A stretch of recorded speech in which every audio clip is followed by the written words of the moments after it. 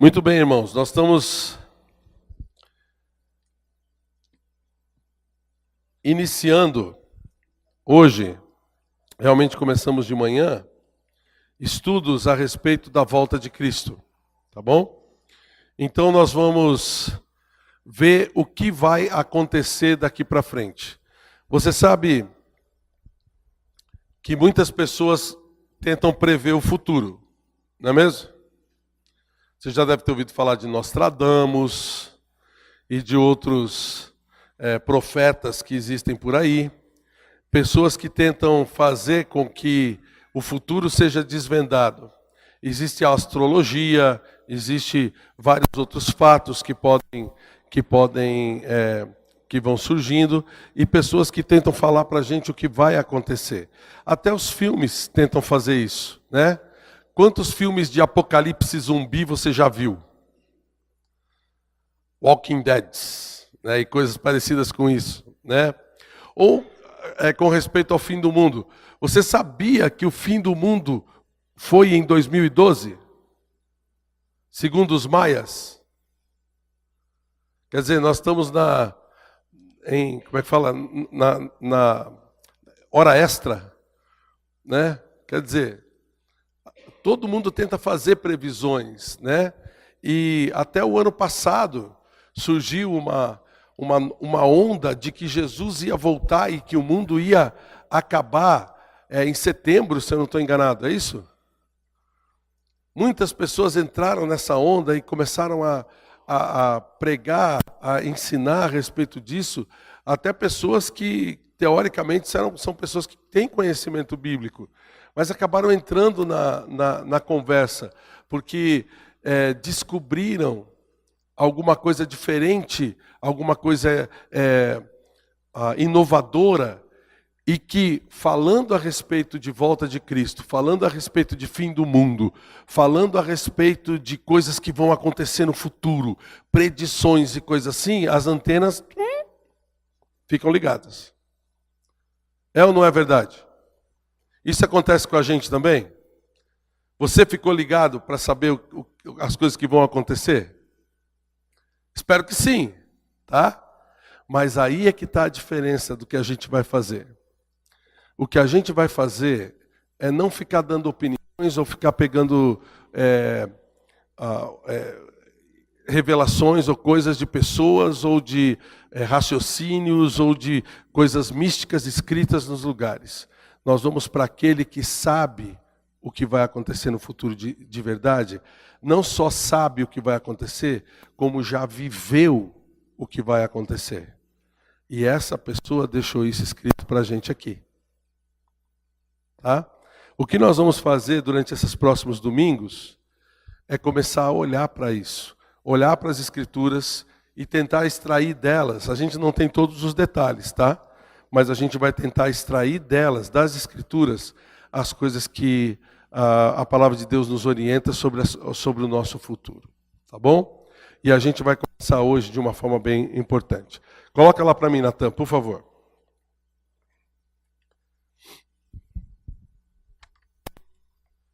Você que estava aqui há alguns anos atrás, talvez uns 5, 6 anos atrás, a gente começou a ver esse quadro. Tá bom? Então, aqui, nós vamos ver bastante esse quadro aqui. É um quadro que a gente vai ilustrar como sendo uma linha de tempo, tá bom? Então, essa faixa cinza que está ali é a linha de tempo das coisas que vão acontecer, das coisas que estão acontecendo. Por exemplo, nós estamos vivendo esse período aqui que é chamado o período da igreja. Tá? É um período que é estabelecido pela Bíblia entre a morte de Cristo e o primeiro fato que vai acontecer daqui no próximo momento, né, no começo dessa volta de Cristo, que vai ser o arrebatamento da igreja. Então nós estamos vivendo este período, tá? O que é chamado de período da igreja. Como é que a gente sabe que esse período existe e que ele é colocado nas Escrituras? Nós não vamos falar sobre isso hoje, nós vamos deixar para a semana que vem. para explicar melhor por que a gente está entendendo essa coisa dessa forma. Hoje nós vamos falar a respeito do que de antes. Desculpa. Só que depois então nós vamos falar sobre a tribulação e o resto de toda a escatologia que vai terminar ali. Está difícil de ler ali no fim pequenininho, mas é a eternidade futura. Tá? Nós vamos tentar chegar até lá, se Cristo não voltar antes, tá? Aí você não precisa mais aprender, você já vai estar vivendo o negócio. Tá? Hoje nós vamos começar com os sinais dos tempos, que é uma situação anterior, obrigado meu amigo, uma situação anterior ao início da tribulação. Ao arrebatamento. Você notou que esse sinal do tempo está dentro do guarda-chuva ali da igreja? Por quê?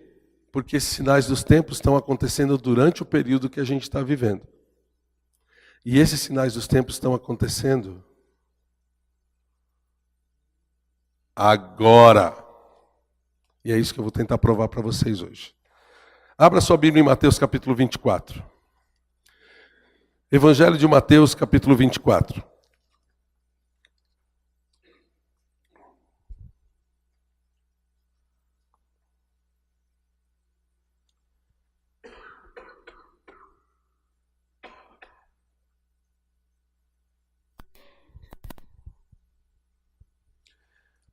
Aqui já está chegando perto do fim do ministério de Jesus.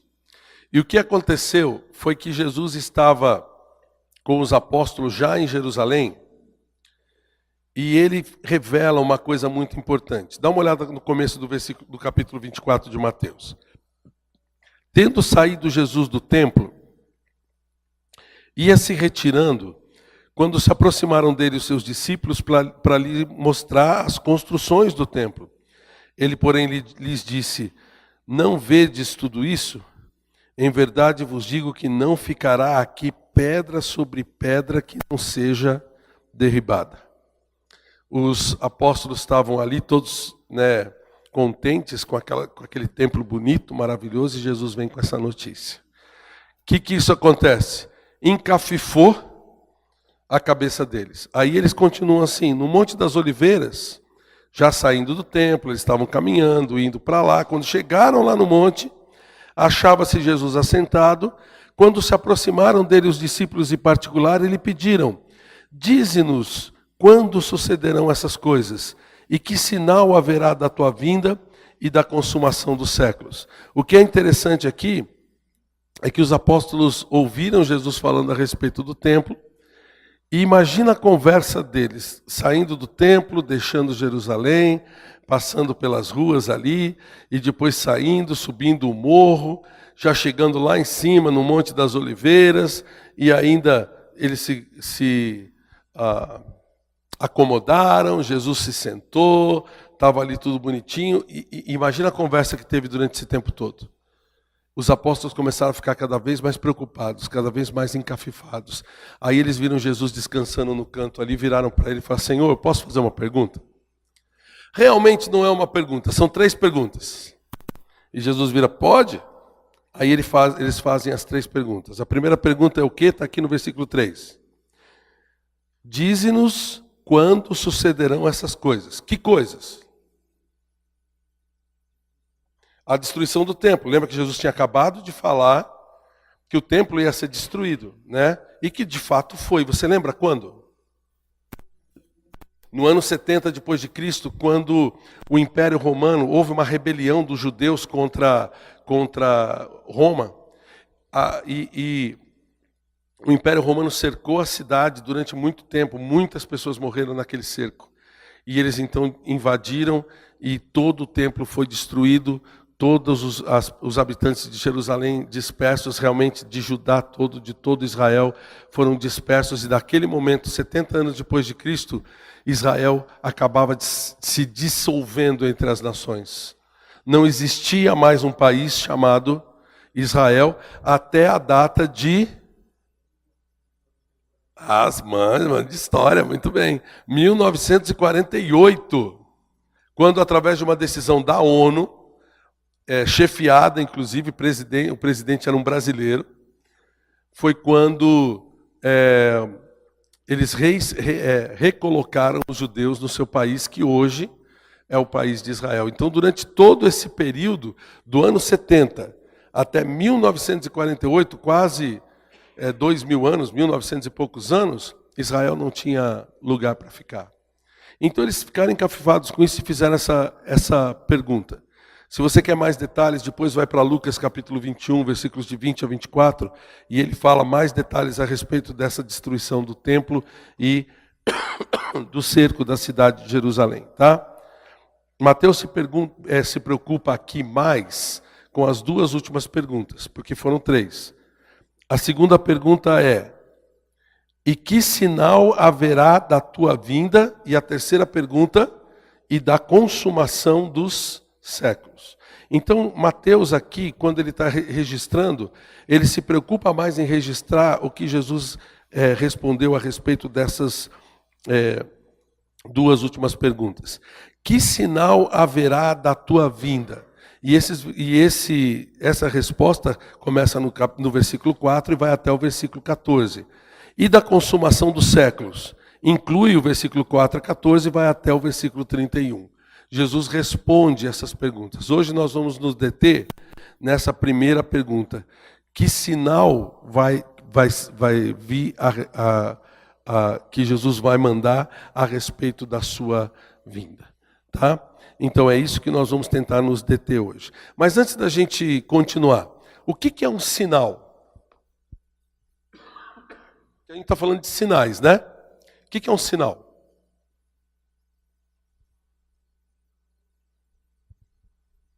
É um acontecimento, mas um acontecimento específico. O sinal serve para quê? Isso, aviso, alerta.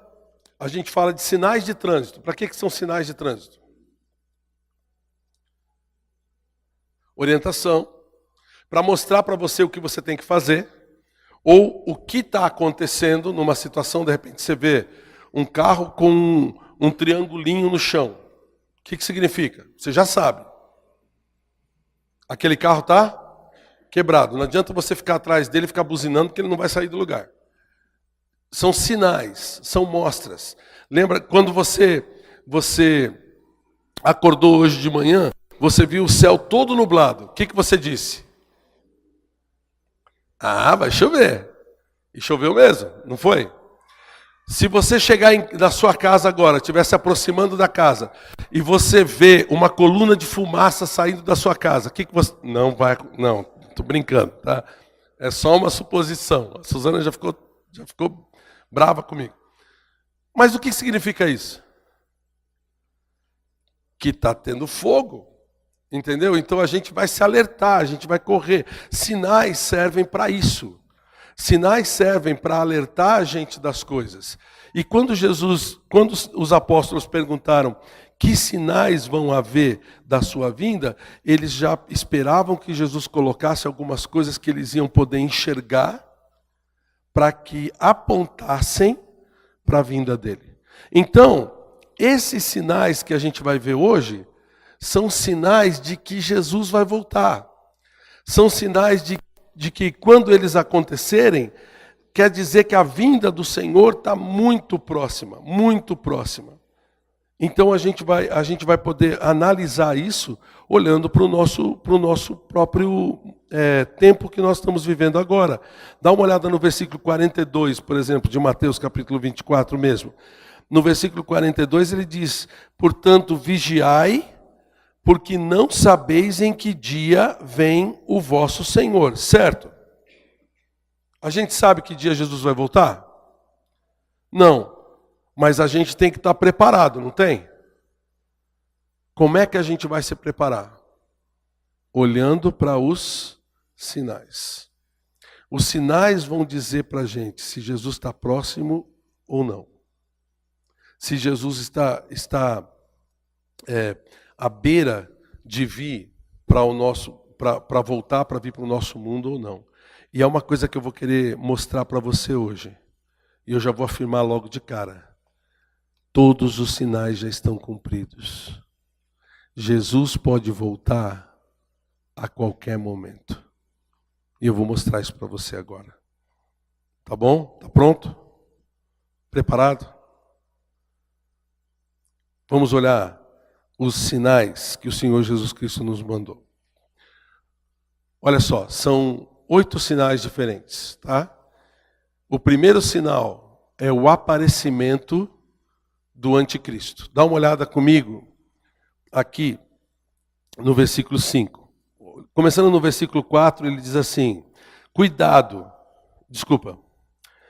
E ele lhes respondeu: vede que ninguém vos engane. Versículo 5, porque virão muitos em meu nome dizendo, eu sou o Cristo, e enganarão a muitos. Tá?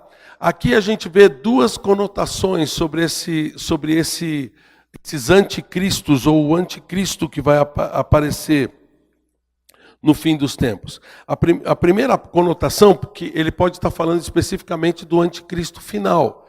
É aquele cara que vai ser o líder do mundo durante o período da tribulação. O que vai ser esse cara, pastor? Calma, nós vamos chegar lá, nós vamos falar bastante sobre ele. Tá? Não percam os próximos emocionantes capítulos. Tá? Mas esse anticristo final, ele vai ser um dominador do mundo. E, gente, imagina só, quando Jesus voltar, esse cara já vai estar em cena para poder ser acreditado, vamos dizer assim, para poder dar uma explicação boa para o povo, e para poder unir todo mundo dentro de uma mesma ordem mundial. Então, se Jesus Cristo voltar hoje, onde está esse cara? Ele já deve ter nascido? Se Jesus voltar hoje, esse anticristo que vai dominar o mundo já vai ter nascido? Já, claro.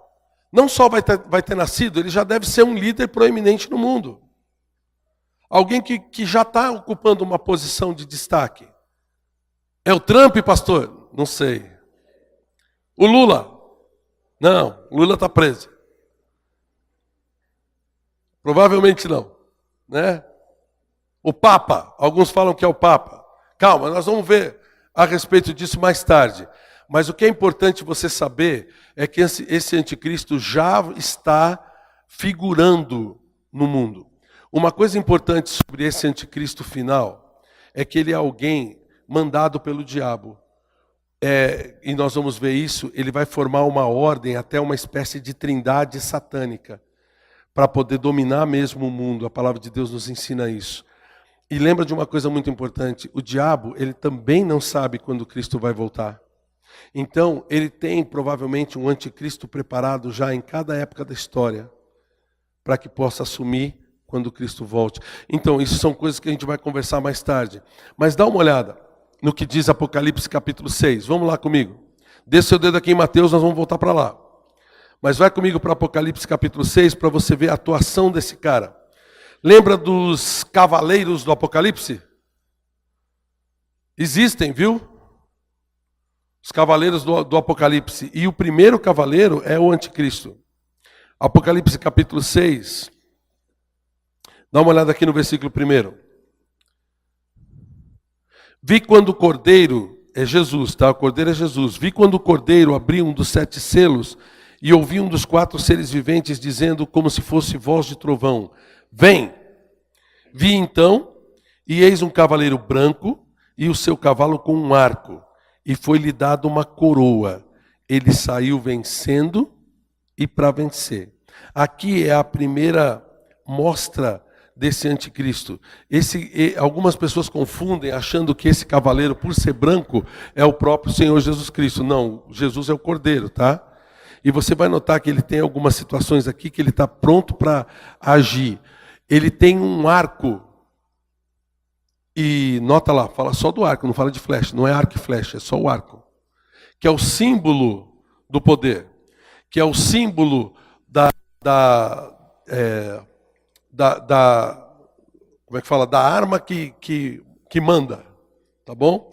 Ele vai trazer então esse poder para as pessoas e vai tentar colocar uma paz ilusória sob a sua autoridade. É isso que ele vai tentar trazer. Isso é o símbolo também do cavalo branco, essa paz ilusória. Dá uma olhada também que ele traz uma coroa, que é símbolo do quê? De autoridade, tá bom? Autoridade de poder. E ele vem vencendo e para vencer. Esse cara vai ser proeminente mesmo, tá bom? Dentro da primeira parte da tribulação.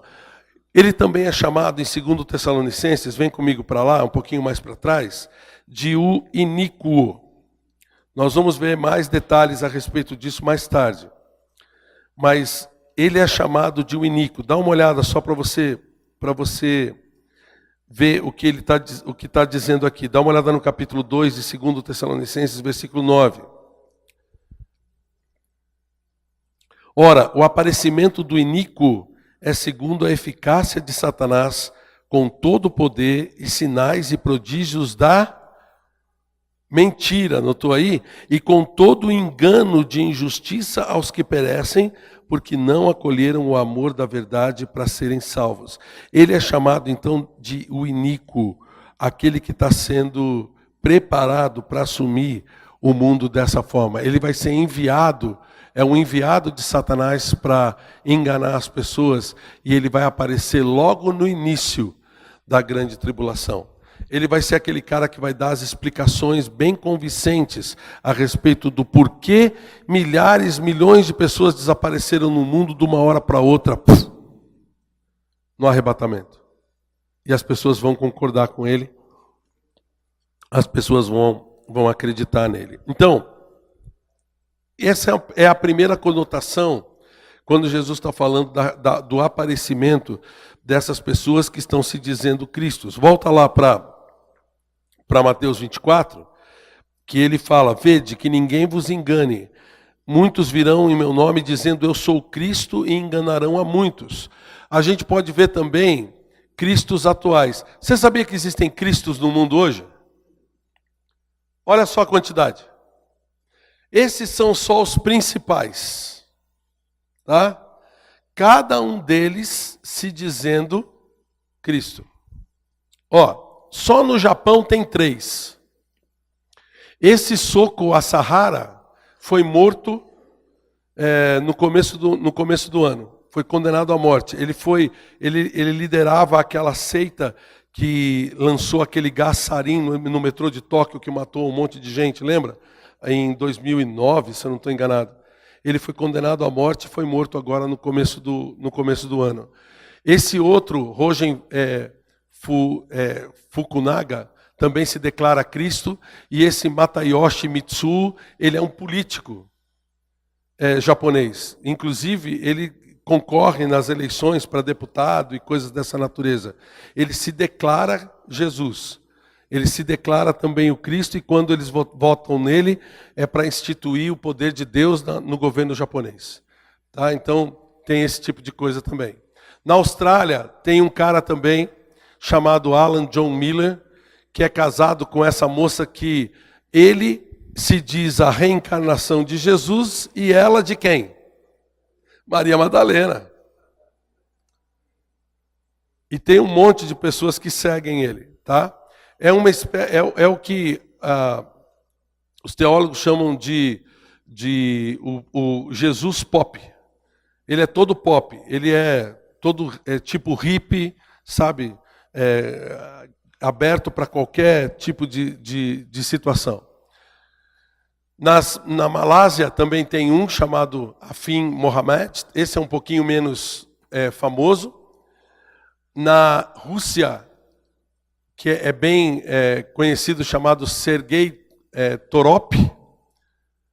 Existe uma mulher também na Ucrânia.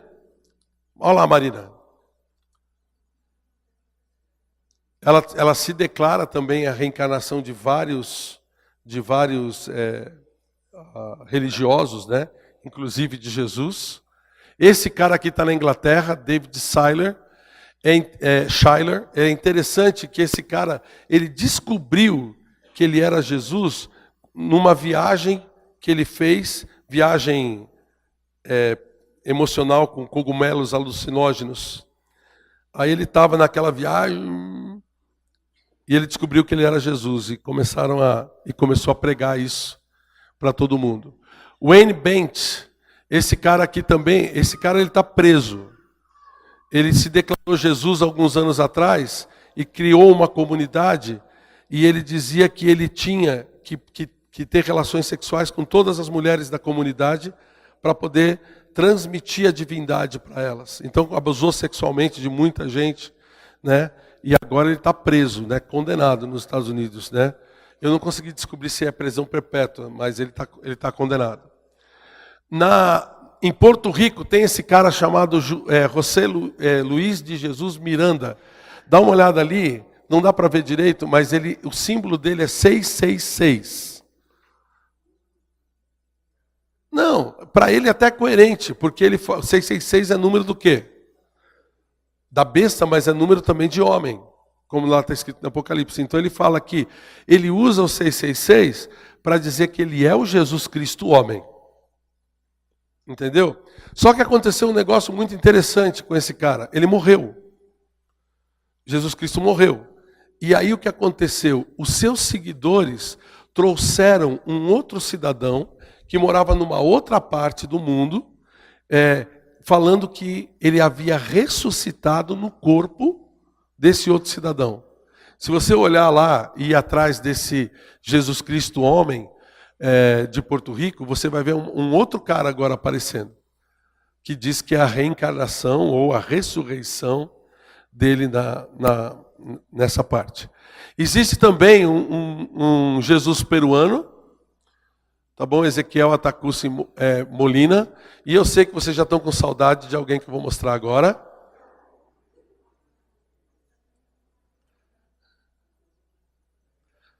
Rosemar se escondeu lá atrás. Cadê?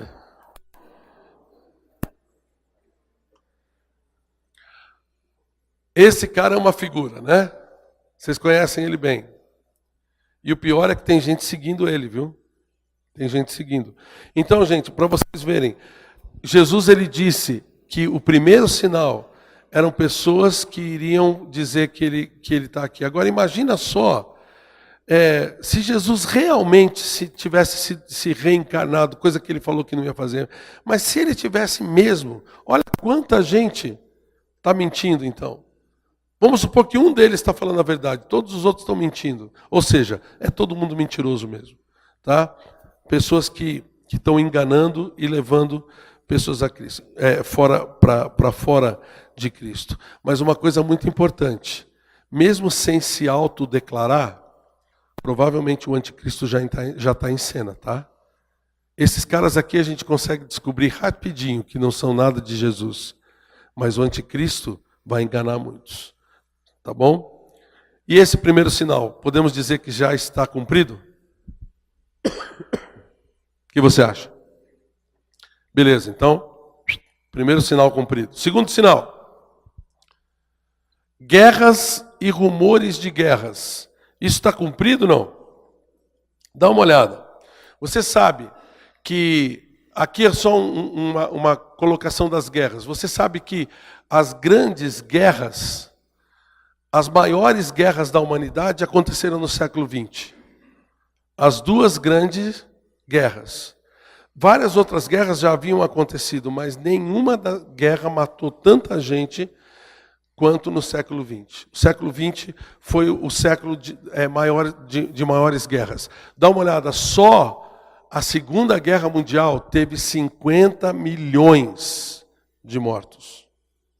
50 milhões. Sabe o que é 50 milhões? Curitiba tem uma população de 2 milhões. Imagina você acordar um dia... Moçambique tem quanto de população? 2 Moçambiques, então. 2 Moçambiques, 25 milhões de pessoas em Moçambique. Você está entendendo? Muita gente morreu. Muita gente morreu durante esse período. E só depois da Segunda Guerra Mundial, só depois da Segunda Guerra, já houve 38 grandes conflitos. Vocês devem lembrar de alguns desses. Guerra da Coreia, do Vietnã, Guerra dos 6 Dias de Israel contra o resto dos árabes que estavam ao seu redor. A Guerra do Kosovo, Irã e Iraque, Guerra das Malvinas, a própria Guerra do Iraque, que depois acabou com a morte do Saddam. 10 conflitos secundários, como o conflito da Coreia do Norte contra a Coreia do Sul. Isso aqui não é a guerra da Coreia, é a guerra que eles ainda estão travando entre eles. A guerra Israel-Líbano, que nunca acaba. A guerra do Afeganistão, do Saara Oriental. Guerra entre Índia e Paquistão. Você sabia que a Índia está em guerra com o Paquistão por décadas? Na fronteira eles têm uma coisa terrível. E já existiram, desde a Segunda Guerra Mundial, tá? 17 guerras de independência.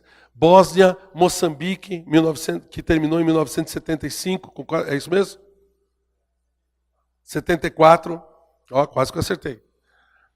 Angola, Croácia, Namíbia e vários outros países da África que estavam sob domínio dos europeus, guerras de independência. Depois da Segunda Guerra Mundial já aconteceram 44 guerras civis. Desculpa, tem 44 guerras civis acontecendo hoje. Não que já aconteceram depois da Segunda Guerra. Hoje tem 44 guerras civis em curso. Em curso. 12 matam mais de 1.000 pessoas por ano. Guerra em Uganda, na Chechênia, na Colômbia, na Síria, em Israel contra palestinos e coisas dessa natureza. Tá bom? Existem 129 organizações terroristas oficialmente, fora as que não são oficiais, né? Você deve lembrar da Al-Qaeda, o Estado Islâmico, Boko Haram, Hamas, Talibã e outros como o ETA, o IRA, que o ETA já acabou, o IRA, que tem outros lá na Irlanda e assim por diante. 129 organizações terroristas espalhadas pelo mundo. Isso sem falar de Guerra Fria, guerras ideológicas, guerras religiosas, raciais, químicas, a guerra comercial, guerra. Guerra do Rio de Janeiro, guerra para você chegar em casa sem ser assaltado. Tudo isso nós estamos sofrendo. Desde 1945, essa é a estatística até 2013, eu não consegui mais atual, estima-se que mais de 60 milhões de pessoas foram mortos em guerras. Quanto mesmo na Segunda Guerra? 50. Já superou. Até 2013, o número de mortos da Segunda Guerra Mundial em guerras. 882.300 mortos em guerras por ano. Por ano. Quase a população de Curitiba, toda morta por ano em guerras.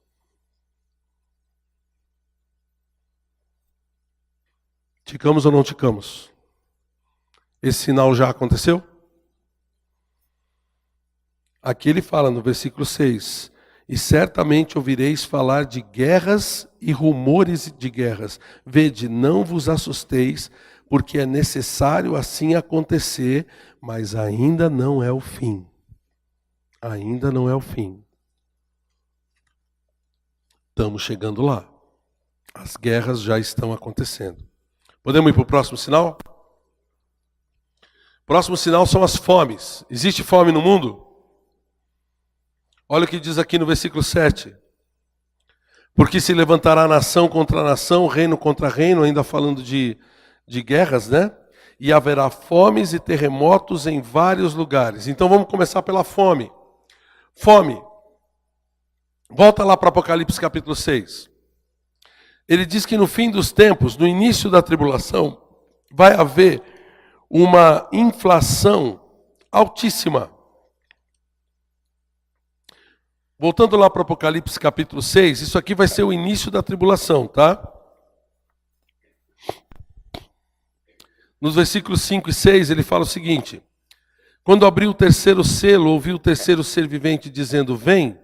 Então vi, e eis um cavalo preto e o seu cavaleiro com uma balança na mão.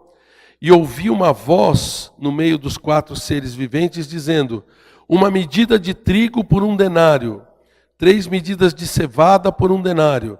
Não danifiqueis o azeite e o vinho. Parece uma cena de mercado, né?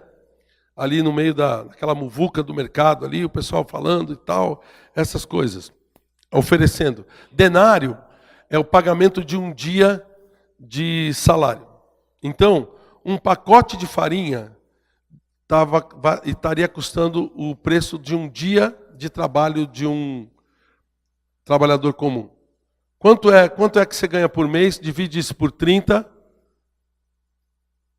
Isso seria o preço do pacote de farinha. Eu fiz um cálculo aqui contando com o salário mínimo. Tá? Quanto custa um quilo de farinha, mais ou menos, hoje? Hã? 2,80? Naqueles dias você vai comprar farinha por R$31 aí. Tá bom? A ideia aqui é de inflação galopante, de inflação altíssima. Claro, nós estamos falando isso aqui do início da tribulação, tá bom?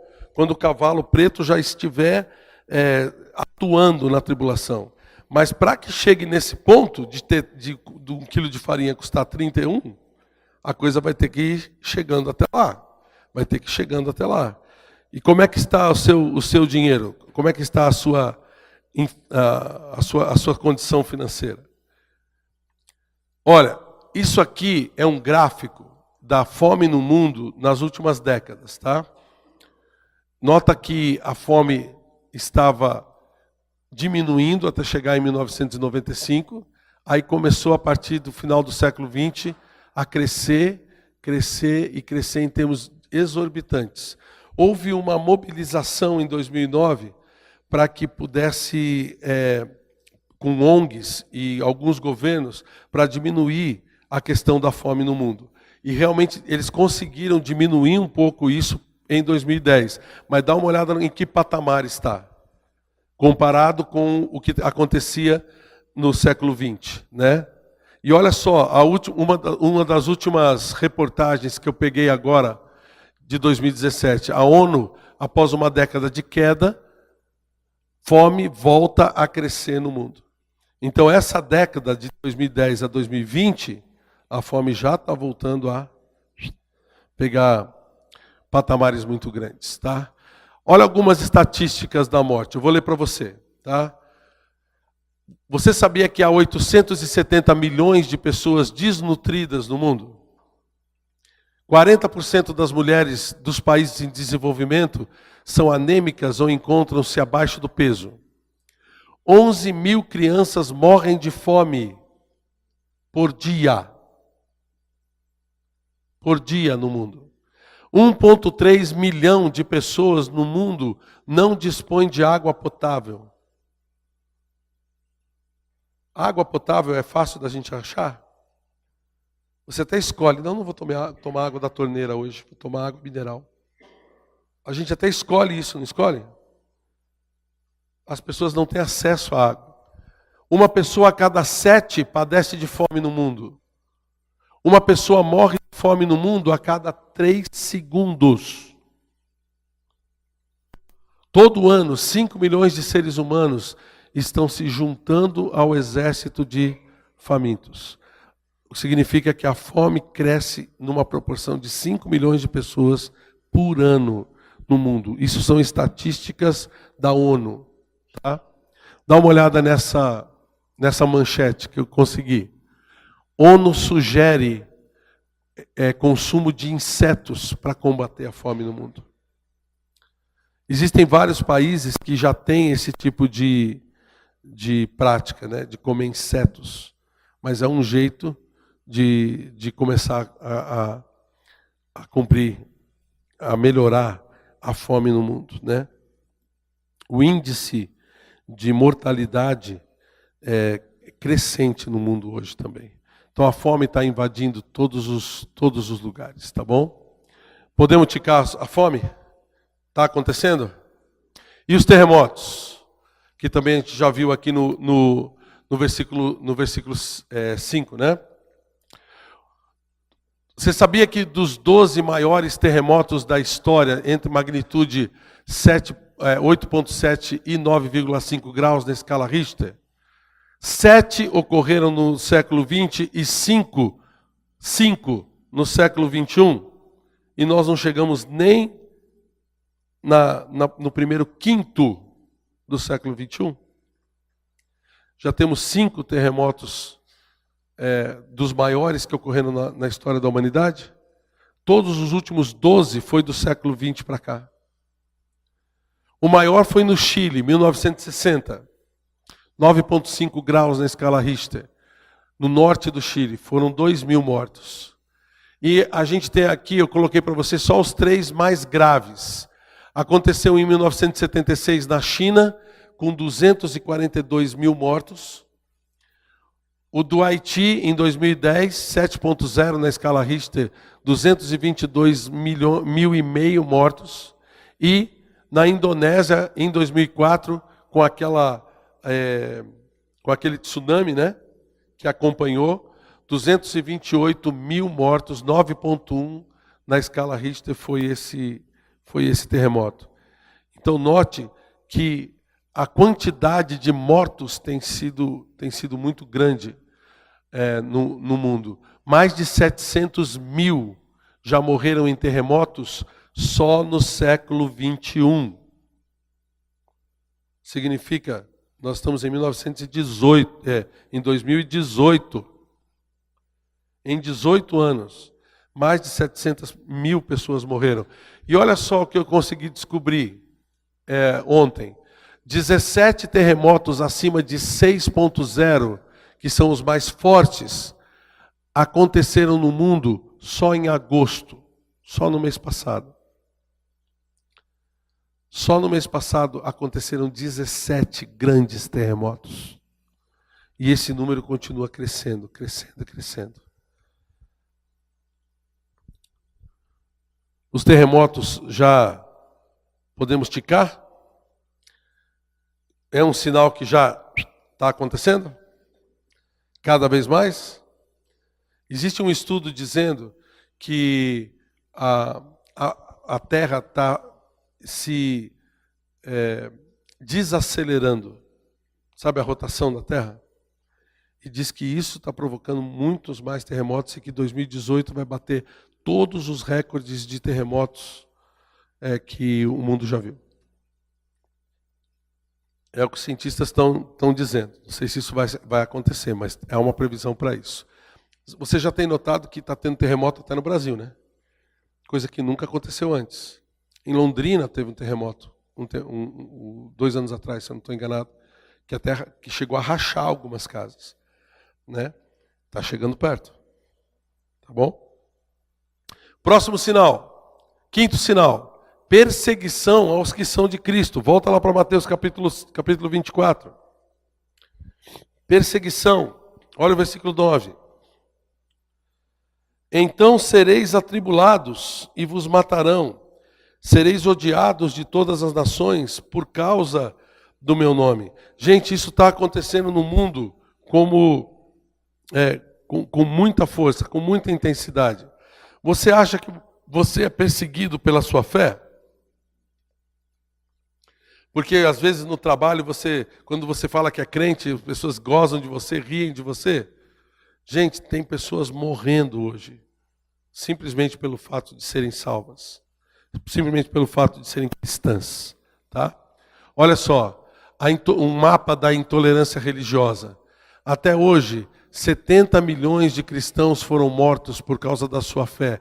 E desse total, 45 milhões somente no século XX e nos últimos 10 anos, 160 mil pessoas morreram por causa da sua fé. Quando a gente pensa em mártires, quando a gente pensa em mortos por causa da fé, a gente está pensando nos irmãos que foram jogados aos leões em Roma e coisa dessa natureza, né? Comecinho do Império Romano, começo da igreja, aquela coisa toda. Gente, não é assim não. A maioria dos mortos por causa da fé é muito mais recente do que aquilo que a gente imagina. E muitos estão morrendo hoje. Olha o segundo quadro ali. Atualmente, um cristão é assassinado pela sua fé a cada 5 minutos. De 10 perseguidos em países islâmicos, 7 são cristãos. Quando o Estado Islâmico tomava uma cidade, agora ele perdeu força, né? Perdeu bastante força, está quase acabado.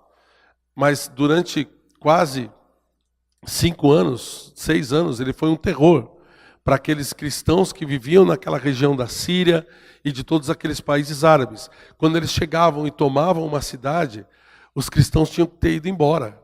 Porque se eles não tivessem ido embora, o que eles faziam? Matavam todos. E matavam com requinte de crueldade. Você chegou a... Se você não viu, não precisa ver isso, se você não precisa ver mesmo, mas você ouviu falar de execuções pela internet. Eles executavam pessoas não só decapitando, mas queimando vivos, colocando em jaulas e jogando fogo, fazendo com que as pessoas dentro da jaula pegassem fogo. Outros colocados em jaula também sendo descidos na água para serem afogados. Tudo sendo filmado, hollywoodianamente falando, para que as pessoas pudessem prestar atenção no que eles estavam fazendo. Então, gente, cristãos são perseguidos hoje. Desde 1945, 10 milhões de cristãos emigraram por conta das perseguições. E eu posso dizer que não são 10 milhões, não, são muito mais do que isso.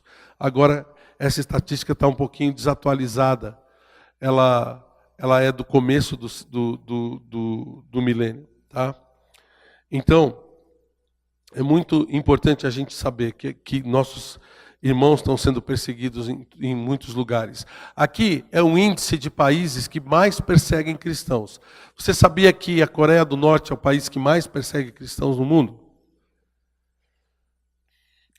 O cristianismo para a Coreia do Norte é um mal. E se você é cristão na Coreia do Norte, você é condenado à morte. Só por ser cristão. A Arábia Saudita é o segundo país que mais persegue cristãos no mundo, seguido pelo Afeganistão, pelo Iraque, pela Somália, Maldivas também. A Síria está em 11º, ali tem outros mais famosos, 25º Egito.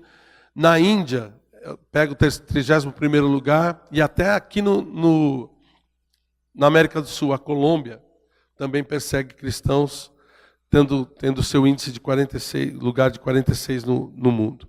São países nos quais a gente tem que orar pelos nossos irmãos, viu? Porque eles são muito perseguidos.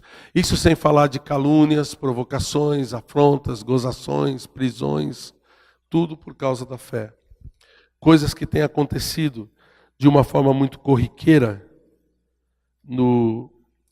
na medida que a gente vai olhando para as coisas que estão acontecendo no mundo, né? Nossos irmãos estão sendo perseguidos e se nós bobearmos, nós também vamos ser. Os governos que estão entrando no nosso país, eles são anticristãos. Né? Todo esse governo que estava com uma tendência, graças a Deus pela Lava Jato, né? Que conseguiu tirar muitos que tinham essa tendência de trazer toda essa ideologia comunista, marxista para dentro do nosso país, foi sendo tirado, porque são contrários ao cristianismo, contrários aos cristãos, contrários à palavra de Deus. E cada vez mais nós vamos ver isso nas escolas, nós vamos ver isso nos ensinamentos que os nossos filhos recebem. A gente tem que estar prevenido contra isso, tá? Porque isso também já está acontecendo. É mais um sinal que já está, que a gente já pode ticar. Sexto sinal, falsos profetas. Versículo 11. Levantar-se-ão muitos falsos profetas e enganarão a muitos. Olha só, a maioria das seitas modernas, você sabia que surgiram entre os séculos 19 e 20? Olha uma lista delas aqui, ó. Mormons, adventistas, espiritismo, o espiritismo moderno, né? Teosofia, ciência cristã, Perfect Liberty, Igreja Messiânica Mundial, Seishonoye, Meninos de Deus, seitas da unificação, todos esses entre os séculos 19 e século 20. Isso sem falar de Umbanda, Vale do Amanhecer, Nova Era, Santo Daime, Universal do Reino de Deus, Rosa Cruz, LBV. Por que você colocou Universal ali, pastor? Porque entre os evangélicos são daqueles que estão desviando as pessoas de Cristo e colocando, usando o nome de Jesus, usando o nome de Deus, para trazer a ganância das pessoas à vista. Basta você assistir um programa desse. Pergunta tenta descobrir se alguém está falando ali de confessar pecado, de consertar a sua vida, de consertar um problema que tem de relacionamento, ou mesmo de falar de Jesus, de aceitar Cristo como seu Salvador. Não, o que eles pregam é para você ir lá para ganhar alguma coisa em troca. é dinheiro, é fama, é saúde, alguma coisa em troca. Tudo isso tem desviado as pessoas do caminho do Senhor. Tem desviado todo mundo. E lembra desse versículo? Olha o que diz os versículos 23 e 24 desse nosso texto de Mateus 24.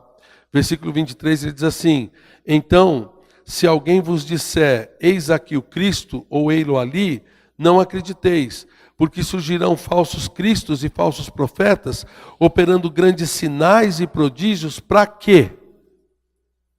Para enganar, se possível, os próprios eleitos.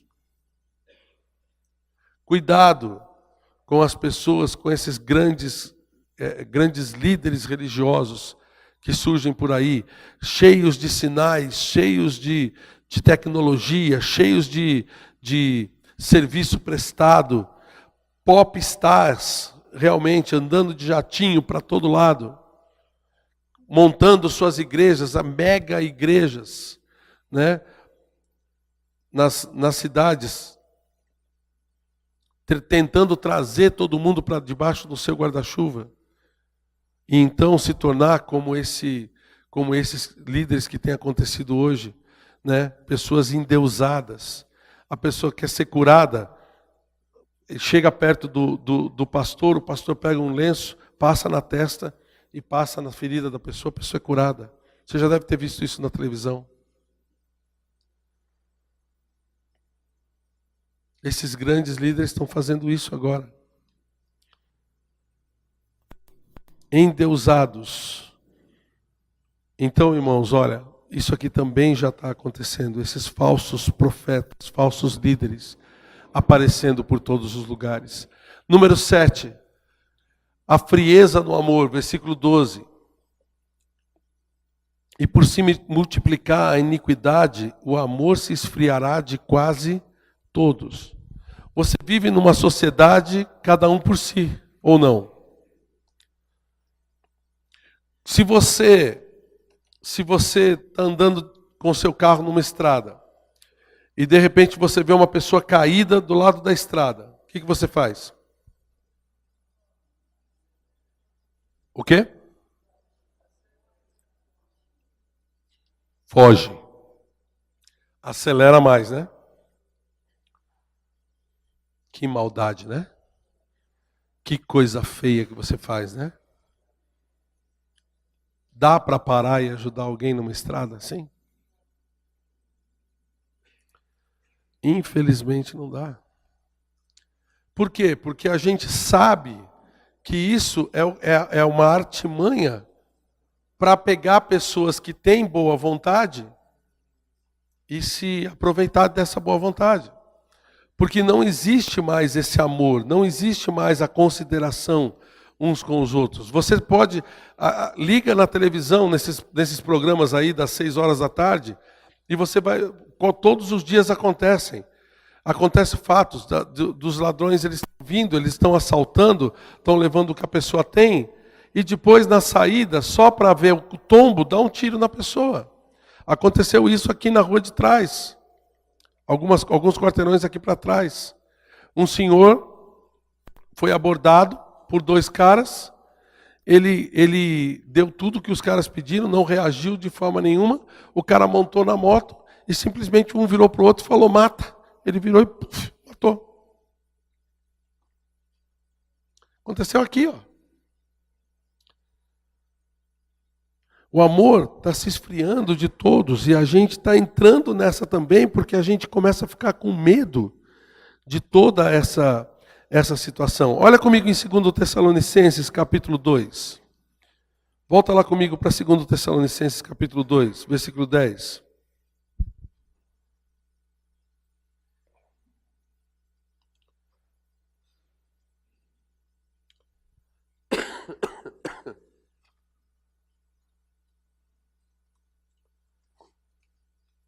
Segundo Tessalonicenses 2:10, a palavra de Deus diz assim, falando a respeito do aparecimento do iníquo, no versículo 9, ele diz, com todo engano de injustiça aos que perecem, porque não acolheram o amor da verdade para serem salvos.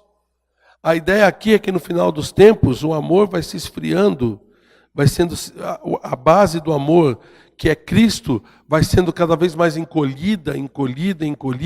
A gente não tem nem condição de poder dar uma de bom samaritano para as pessoas por causa do medo que a gente tem de ser assaltado ou receber uma violência dessas pessoas que a gente poderia fazer, e tudo aquilo que Cristo nos manda realmente fazer vai sendo encolhido, que vai ser a cama feita para o anticristo dominar. Chegando nessa ideia de que as pessoas vivam para si mesmas e não tenham mais amor umas pelas outras, é o que o anticristo precisa para poder dominar. Isso está acontecendo? Olha só, duas manchetes que eu estou trazendo para vocês só para ver, só para ilustrar. O Brasil registra queda no número de casamentos e aumento no número de divórcios em 2016. Estatística. IBGE. O amor está se esfriando. Atlas da Violência, 2018. Brasil tem taxa de homicídio 30 vezes maior do que países da Europa.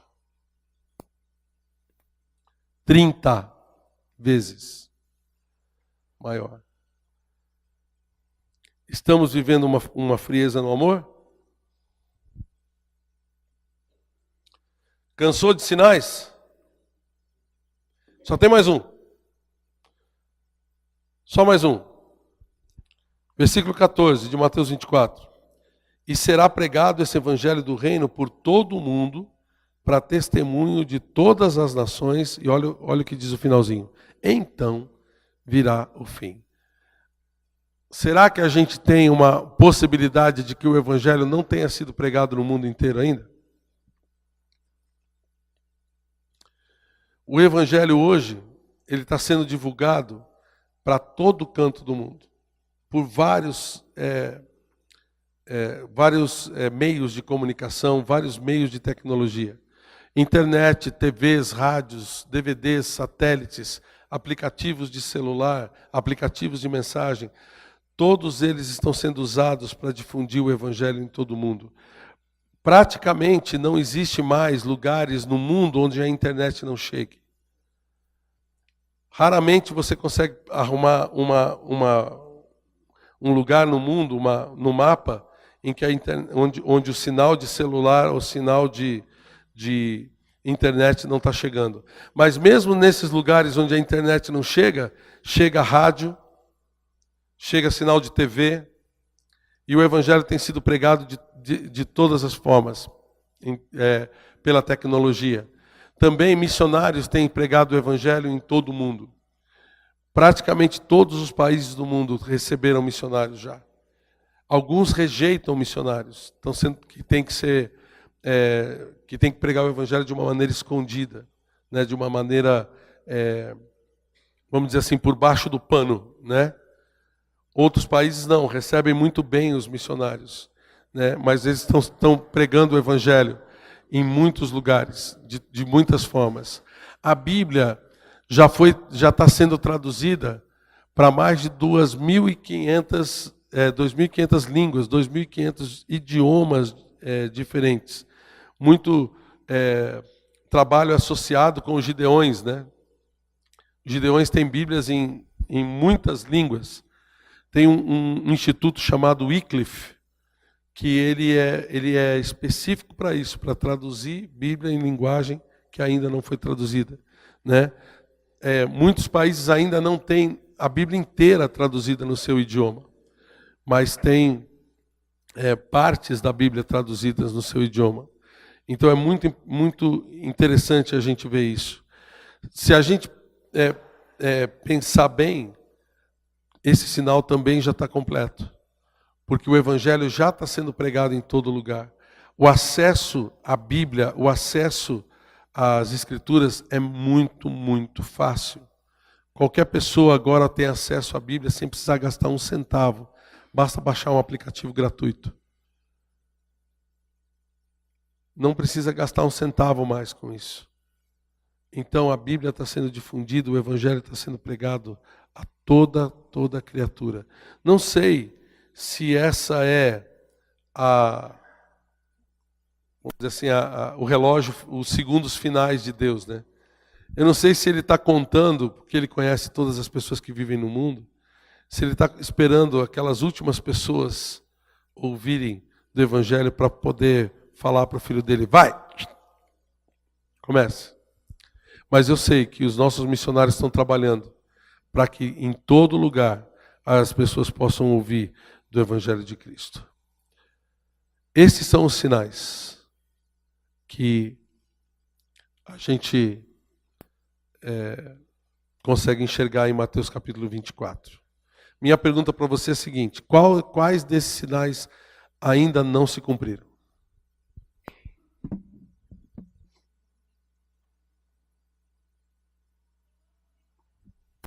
Pegou?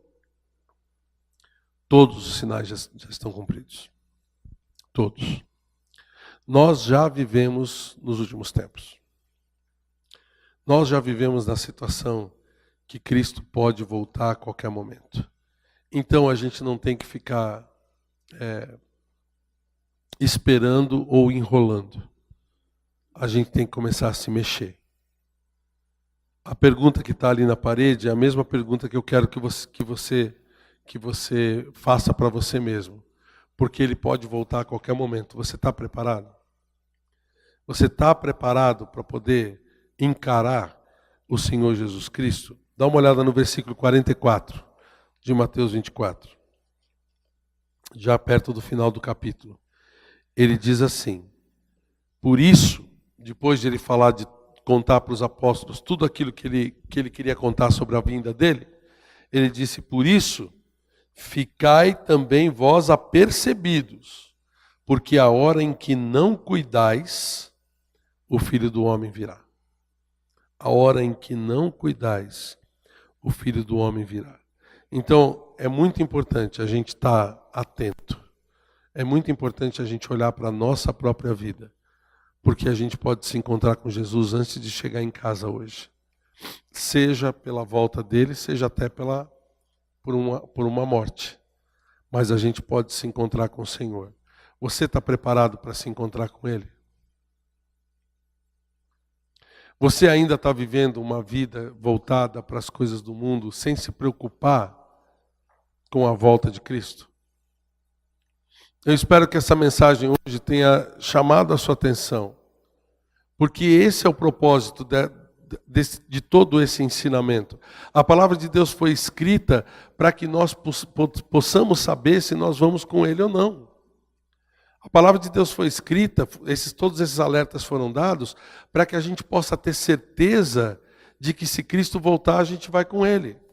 A certeza está em um ponto: se você entregou a sua vida pela fé para Ele. Se você já pediu para Ele entrar no seu coração e o aceitou como seu Salvador. Se isso já aconteceu na sua vida, esse primeiro ponto você já cumpriu. Mas se você ainda não entregou sua vida a Cristo, se você ainda está relutando, querendo consertar uma coisa, consertar outra, ou entender alguma coisa melhor, pastor, eu entendi, mas vamos deixar um pouquinho para outro dia, não estou preparado ainda. Se você começar a enrolar, meu amigo, Cristo pode voltar e você ficar. E você vai sofrer toda a tribulação que nós vamos ver daqui a pouco. Quem sabe, se Deus tiver misericórdia, vai dar tempo da gente conversar sobre a tribulação. Para você saber exatamente o que é que a humanidade vai passar. Mas talvez não dê tempo, não sei. Porque todos os sinais já se cumpriram. Cristo pode voltar hoje. Você está preparado? Se você realmente está preparado, se você já entregou sua vida a Cristo, de que forma você vai se encontrar com Ele? Você vai se encontrar com Ele de braços abertos, com muita alegria, querendo abraçá-lo mesmo de todo o coração? Ou você vai se encontrar com Ele como aquele cachorrinho que fez uma arte e a gente chega perto do cachorro e ele fica com o rabinho no meio das pernas, cabeça baixa, morrendo de vergonha do dono? porque está fazendo coisa errada. Essa preparação aqui não é só para pessoas que não aceitaram Cristo como Salvador ainda, é para nós também. A gente sabe o que Deus quer que a gente faça. A gente sabe de várias coisas que acontecem na vida da gente que desagradam ao Senhor e que muitas vezes a gente mantém aquilo, se mantém fazendo. A gente continua fazendo. Não agrada a Deus, mas quando eu chegar lá me vejo com Ele. Não é assim. Cada um de nós vai receber segundo o bem ou o mal que tiver feito por meio do corpo. Ele, apesar de ser o nosso Salvador, Ele também é aquele que vai nos julgar. Você está preparado para se encontrar com Ele? A sua vida está limpa diante do Senhor para você poder se encontrar com Ele? Porque Ele pode voltar a qualquer momento. Baixe a sua cabeça, feche os seus olhos. Nós vamos orar agora.